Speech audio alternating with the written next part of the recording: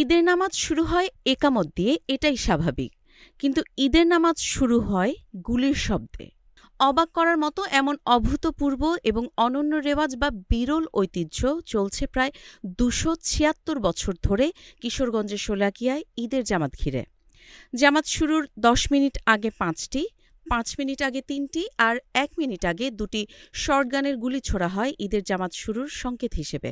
১৭৫০ সালে প্রতিষ্ঠিত শোলাকিয়া ঈদগাহে এবার অনুষ্ঠিত হতে যাচ্ছে ১৯৯তম ঈদুল ফিতরের জামাত।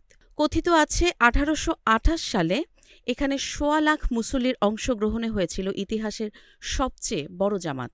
সেই ১.৫ লাখ থেকেই এসেছে নাম শোলাকিয়া। ঈদের দিন ভোর থেকেই মুসল্লিদের ঢল নামে সকাল ৯টার আগেই লাখো মানুষের জনসমুদ্রে পরিণত হয় পুরো ময়দান। আর ঠিক ১০টায় গুলির শব্দে শুরু হয় ঈদের নামাজ। বিশ্বের বুকে এমন বিরল ঐতিহ্য শোলাকিয়াকে শুধু আলাদা করেনি, ইতিহাস আর গর্বের এক জীবন্ত প্রতীক বানিয়েছে। কাজী ইশরাত জাহান দৃষ্টি, নাগরিক প্রতিদিন।